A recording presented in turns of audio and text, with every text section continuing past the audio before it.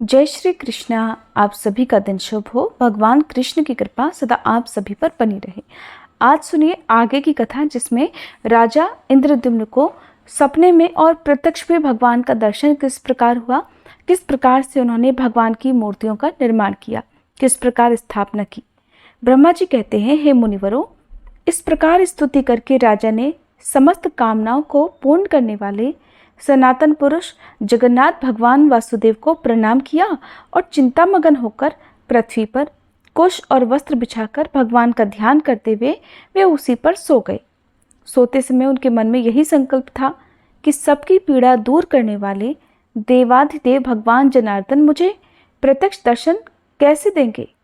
सो जाने पर देवाधिदेव जगतगुरु भगवान वासुदेव ने राजा को सपने में अपने शंख, चक्र और गदा धारण करने वाले स्वरूप का दर्शन कराया।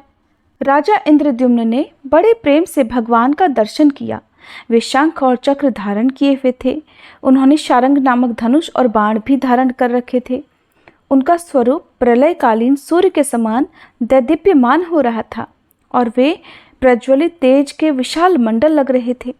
उनका श्री अंग नीले पुखराज के समान श्याम था। वे गरुड़ के कंधे पर विराजमान थे और उनकी 8 भुजाएं शोभा पा रही थी। दर्शन देकर भगवान ने राजा से कहा, राजन, तुम्हें साधुवाद है। तुम्हारे इस दिव्य यज्ञ से, भक्ति से और श्रद्धा से मैं बहुत संतुष्ट हूँ। हे राजन, तुम व्यर्थ क्यों सोच में पड़े हो। यहाँ जो संसार में पूजने योग्य सनातनी प्रतिमा है, उसकी प्राप्ति का उपाय तुम्हें बतलाता हूँ। आज की रात बीतने पर निर्मल प्रभात में अर्थात सुबह के समय जब सूर्योदय हो, उस समय अनेक प्रकार के वृक्षों से सुशोभित समुद्र के जल प्रांत में, जहाँ तरंगों से प्रेरित महान जल की राशि दिखाई देती है, वहीं एक बहुत बड़ा वृक्ष खड़ा है, जिसका कुछ भाग तो जल में है और कुछ धरती में है। वह समुद्र की लहरों से आहत होने पर भी कांपता नहीं है। तुम हाथ में कुल्हाड़ी लेकर लहरों के बीच से अकेले ही वहां चले जाना। तुम्हें वह वृक्ष दिखाई देगा। मेरे बताए अनुसार उसे पहचान कर बिना किसी शंका के उस वृक्ष को काट डालना। उसे काटते समय तुम्हें कोई अद्भुत वस्तु भी दिखाई देगी। उसी से सोच विचार कर तुम दिव्य प्रतिमा का निर्माण करो और मुंह में डालने वाली चिंता को बिल्कुल छोड़ दो। ऐसा कहकर महाभाग श्रीहरि स्वप्न में अदृश्य हो गए। वह स्वप्न देखकर राजा को बड़ा आश्चर्य हुआ। उस रात को देखते हुए वे भगवान में मन लगाकर उठ बैठे और वैष्णव मंत्र और विष्णु सूक्त का जप करने लगे। प्रातःकाल उठे और भगवत स्मरण करते हुए विधि पूर्वक उन्होंने समुद्र में स्नान किया। फिर ब्राह्मणों को नगर और गांव आदि दान में देकर अपने पूर्वाह्न कृत्य करके समुद्र के तट पर चले गए। वहां अकेले ही महाराज ने समुद्र की महावेला में प्रवेश किया और उस तेजस्वी महावृक्ष को देखा। बहुत ऊंचा वृक्ष था और उससे बड़ी बड़ी जटाएं लटक रही थी। उसे देखकर राजा इंद्रद्युम्न बहुत प्रसन्न हुए। उन्होंने तीखे फरसे से उस वृक्ष को काट गिराया और उसके 2 टुकड़े करने का विचार किया। फिर जब उन्होंने उस लकड़ी का भलीभांति निरीक्षण किया, तब एक अद्भुत बात उन्हें दिखाई दी। श्री विश्वकर्मा जी और भगवान विष्णु दोनों ब्राह्मण का रूप धरकर वहां आए। उनके कंठ में दिव्य हार और शरीर में दिव्य अंगराग शोभा पा रहे थे। वे दोनों अपने तेज से प्रज्वलित हो रहे थे। राजा के पास आकर उन्होंने पूछा, महाराज, आप यहाँ कौन सा कार्य करेंगे?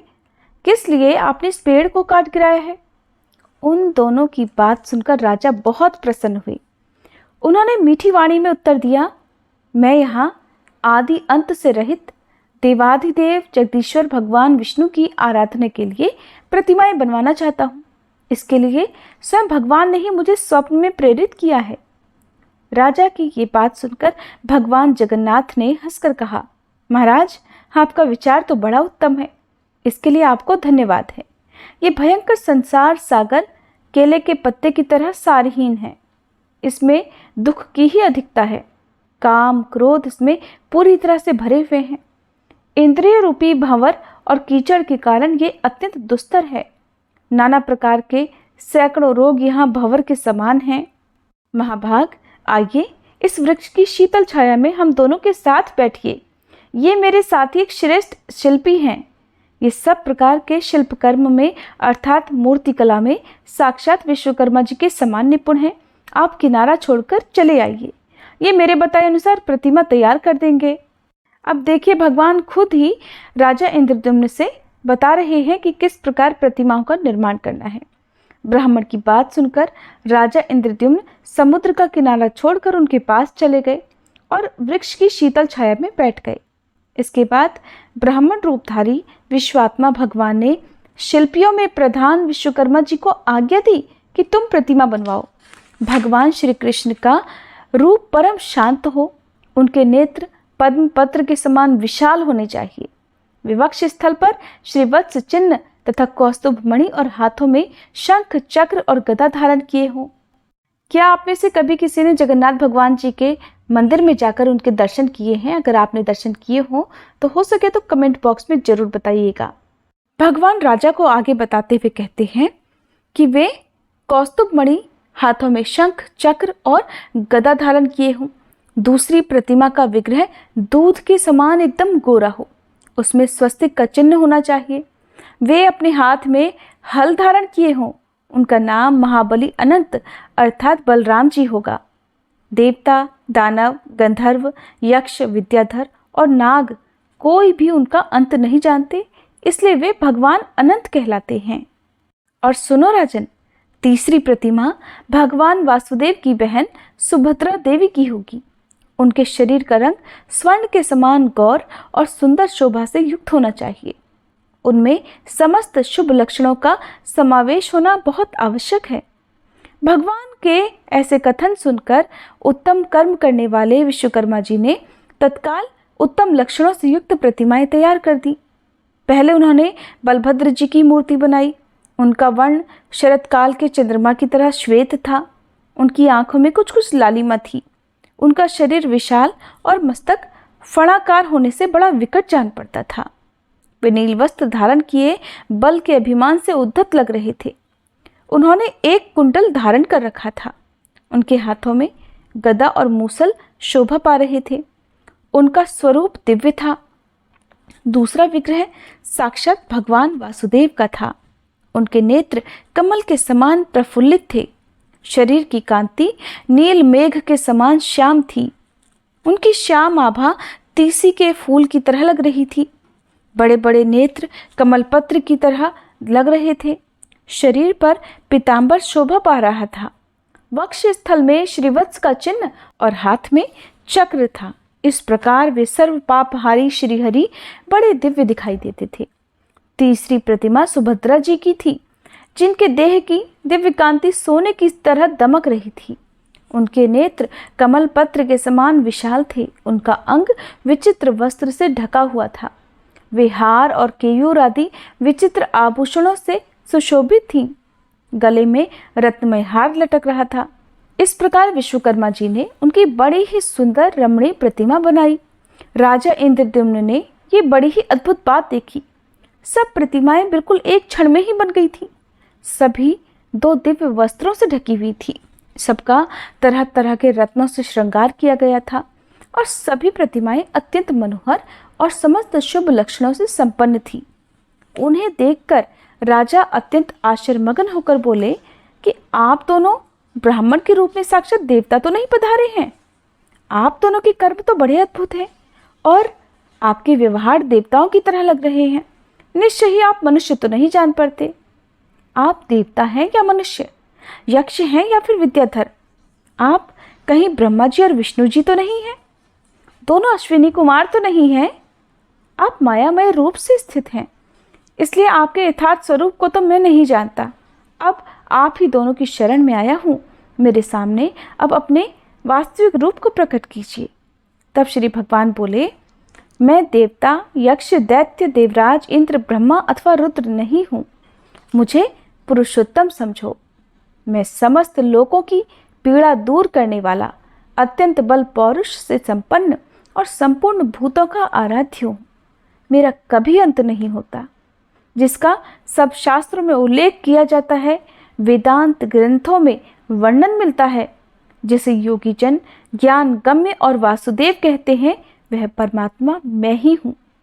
स्वयं मैं ही ब्रह्मा, मैं ही विष्णु, मैं ही शिव, मैं ही देवराज इंद्र तथा मैं ही जगत का नियंत्रण करने वाला यम हूँ। पृथ्वी आदि 5 भूत, त्रिविध अग्नि, जलाधिप वरुण, धरती और पर्वत भी मैं ही हूँ। संसार में जो कुछ भी वाणी से कहा जाने वाला स्थावर जंगम भूत है वह मेरा ही स्वरूप है और ये चराचर विश्व मेरे अलावा कुछ भी नहीं है। राजन, मैं तुम पर बहुत प्रसन्न हूँ। हे सुव्रत, मुझसे वर मांगो। तुम्हारे हृदय में जो भी इच्छा हो वह मैं तुम्हें अवश्य दूंगा। जो पुण्यवान नहीं है उनको तो स्वप्न में भी मेरा दर्शन नहीं होता और तुम्हारी तो मुझ में दृढ़ भक्ति है। राजन, तुमने मेरा प्रत्यक्ष दर्शन किया है। भगवान वासुदेव के ऐसे वचन सुनकर राजा के शरीर में रोमांच हो आया। वे इस प्रकार स्तोत्र गान करने लगे। हे लक्ष्मीकांत, आपको नमस्कार है। श्रीपते, आपके दिव्य विग्रह पर पीत वस्त्र शोभा पाता है। आप लक्ष्मी प्रदान करने वाले और लक्ष्मी जी के स्वामी हैं। हे श्रीनिवास, आप लक्ष्मी जी के धाम हैं, आपको नमस्कार है। आप आदि पुरुष, ईशान, सबके ईश्वर, सब और मुख वाले, निष्कल और सनातन परम देव हैं, आपको मेरा प्रणाम है। आप शब्द और गुणों से अतीत, भाव और अभाव से रहित, निर्लेप, निर्गुण, सूक्ष्म, सर्वज्ञ तथा सबके रक्षक हैं। आपका स्वरूप वर्षा काल के मेघ के समान श्याम है। आप गौ और ब्राह्मणों के हित में सदा संलग्न रहते हैं, सबकी रक्षा करते हैं। आप शंख, चक्र, गदा और मूसल धारण करने वाले देवता हैं। आपके श्री अंगों की सुषमा नील कमल दल के समान श्याम है। आप क्षीर सागर के भीतर शेषनाग की शैया पर शयन करने वाले हैं। आप देव देवेश्वर, वरदाता, व्यापक, सर्वलोकेश्वर, मोक्ष के साधक तथा अविनाशी भगवान विष्णु हैं। आपको पुनः मेरा प्रणाम है। इस प्रकार भगवान की स्तुति करके राजा ने हाथ जोड़कर प्रणाम किया और धरती पर मस्तक टेककर कहा, नाथ, अगर आप मुझ पर प्रसन्न हैं तो मैं ये उत्तम वर मांगता हूँ। देवता, असुर, गंधर्व, यक्ष, राक्षस, किन्नर, महानाग, सिद्ध, गुह्यक, विद्वान, सन्यासी, योगी, वेद तत्व का विचार करने वाले या अन्यान्य मोक्ष मार्ग के ज्ञाता, मनीषी पुरुष जिस निर्गुण, निर्मल और शांत परम पद का ध्यान करते हैं, उस परम दुर्लभ पद को मैं आपकी कृपा से प्राप्त करना चाहता हूँ। श्री भगवान बोले, राजन, तुम्हारा कल्याण हो। सब कुछ तुम्हारी इच्छा के अनुसार ही होगा। मेरी कृपा से तुम्हें तुम्हारी मनोवांछित वस्तु अवश्य ही प्राप्त होगी। राजन, तुम 10,900 वर्षों तक अपने अखंड साम्राज्य का उपभोग करो। इसके बाद उस दिव्य पद को प्राप्त होगे जो देवता और असुरों के लिए भी दुर्लभ है, जिसे पाकर सब मनोरथ पूर्ण हो जाते हैं, जो शांत, गूढ़, अव्यक्त, अव्यय, पर से भी पर, सूक्ष्म, निर्लेप, निष्कल, ध्रुव, चिंता और शोक से मुक्त तथा कार्य और कारण से वर्जित ज्ञेय नामक परम पद है, उसका तुम्हें साक्षात्कार कराऊंगा। उस परमानंदमय पद को पाकर तुम परम पद अर्थात मोक्ष को प्राप्त हो जाओगे। राजन, इस पृथ्वी पर जब तक बादल पानी बरसाते रहेंगे, जब तक आकाश, चंद्रमा, सूर्य और तारे दिखते रहेंगे, जब तक 7 समुद्र और मेरु आदि पर्वत मौजूद रहेंगे तथा जब तक द्युलोक में देवताओं की सत्ता बनी रहेगी, तब तक इस भूलोक पर चारों ओर तुम्हारी अक्षय कीर्ति छाई रहेगी। तुम्हारे यज्ञांग से प्रकट होने वाला तालाब इंद्रद्युम्न सरोवर के नाम से प्रसिद्ध तीर्थ होगा, जिसमें एक बार स्नान करके भी मनुष्य इंद्रलोक प्राप्त कर सकते हैं।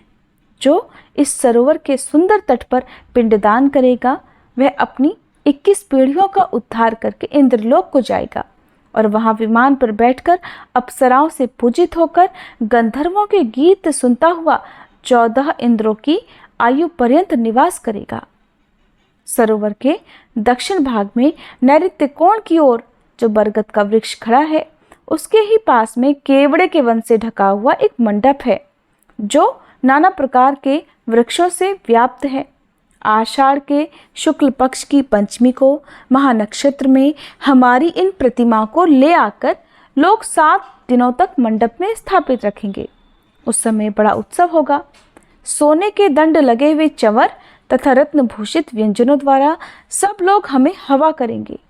इस प्रकार मंडल पाठ पूर्वक हमारी स्थापना होगी। ब्रह्मचारी, सन्यासी, स्नातक, वानप्रस्थ, गृहस्थ, सिद्ध तथा अन्य ब्राह्मण नाना प्रकार के पदों वाले स्तोत्रों और ऋक, यजु और सामवेद की ध्वनि से बलराम और श्री कृष्ण की स्तुति करेंगे। उस समय जो मनुष्य भक्ति पूर्वक मेरी स्तुति, दर्शन अथवा नमन करेगा वह श्री हरि के शोभामय धाम में विराजेगा। इस प्रकार राजा को वरदान देकर विश्वकर्मा जी सहित भगवान श्री विष्णु वहां से अंतर्ध्यान हो गए। राजा की प्रसन्नता की कोई सीमा ही नहीं रही। उनका शरीर रोमांचित हो आया। उन्होंने भगवान के दर्शन से अपने आप को कृतकृत्य माना। इसके बाद श्री कृष्ण, बलराम और वरदायिनी सुभद्रा जी को मणियों से जड़े हुए विमानों के आकार के रथों में बिठाकर वे बुद्धिमान राजा अमात्य और मंत्रियों सहित मंगल पाठ तथा गाजे बाजे के साथ ले आए और उन्हें परम मनोहर पवित्र स्थान में पधराया। फिर शुभ तिथि, शुभ समय, शुभ नक्षत्र और शुभ मुहूर्त में ब्राह्मणों के द्वारा उनकी प्रतिष्ठा कराई। उत्तम प्रासाद अर्थात महल में वेदोक्त विधि पूर्वक प्रतिष्ठा करके उन सब विग्रहों को स्थापित किया। फिर तरह तरह के सुगंधित पुष्पों से विधिवत पूजन करके सुवर्ण, मणि, मोती और तरह तरह के सुंदर वस्त्र अर्पित किए।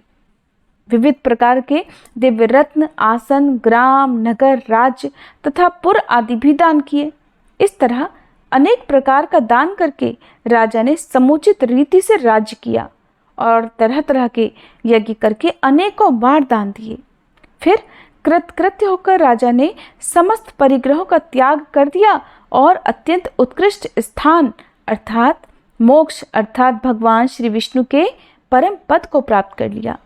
मुनियों ने पूछा, हे सुरश्रेष्ठ, किस समय पुरुषोत्तम तीर्थ की यात्रा करनी उचित है और प्रभु किस विधि से पंच तीर्थों का सेवन अर्थात दर्शन करना चाहिए? स्नान दान रूप एक एक तीर्थ का और देव दर्शन का जो अलग अलग फल हो वह सब भी बताइए। तब ब्रह्मा जी बोले, जो कुरुक्षेत्र में अपनी इंद्रियों और क्रोध को जीतकर बिना खाए पिए 70,000 वर्षों तक एक पैर से खड़ा होकर तपस्या करता है और जो ज्येष्ठ शुक्ल द्वादशी को उपवास पूर्वक भगवान पुरुषोत्तम का दर्शन करता है वह पहले की अपेक्षा अधिक फल का भागी होता है। इसलिए मुनिवरों, स्वर्गलोक की इच्छा रखने वाले ब्राह्मण आदि को चाहिए कि वे ज्येष्ठ मास में प्रयास करके इंद्रिय संयम पूर्वक भगवान पुरुषोत्तम का दर्शन करें। श्रेष्ठ मनुष्य को उचित है कि ज्येष्ठ मास में शुक्ल पक्ष की द्वादशी को विधि पूर्वक पंचतीर्थों का सेवन करके फिर श्री पुरुषोत्तम भगवान का दर्शन करे। जो ज्येष्ठ की द्वादशी को अविनाशी देवता भगवान पुरुषोत्तम का दर्शन करते हैं वे विष्णुलोक में पहुंचकर फिर कभी वहां से नीचे नहीं गिरते। इसलिए ज्येष्ठ में प्रयत्न पूर्वक वहां की यात्रा करनी चाहिए और वहां पंचतीर्थ सेवन पूर्वक पुरुषोत्तम का दर्शन करना चाहिए। जो अत्यंत दूर होने पर भी प्रतिदिन भक्ति पूर्वक भगवान पुरुषोत्तम का कीर्तन करता है वह शुद्ध चित्त होकर भगवान विष्णु के धाम में जाता है। जो श्रद्धा पूर्वक एकाग्र चित्त होकर श्री कृष्ण के दर्शनार्थ यात्रा करता है वह सब पापों से मुक्त होकर भगवान विष्णु के लोक में जाता है। जो दूर से भगवान पुरुषोत्तम के प्रसाद शिखर पर स्थित नील चक्र का दर्शन करके उसे भक्ति पूर्वक प्रणाम करता है वह मनुष्य सहसा पाप से मुक्त हो जाता है। आज की कथा में बस इतना ही। इसके आगे की कथा और भी अधिक रोचक होगी। उम्मीद है आप अगली वीडियो का इंतजार भी जरूर करेंगे।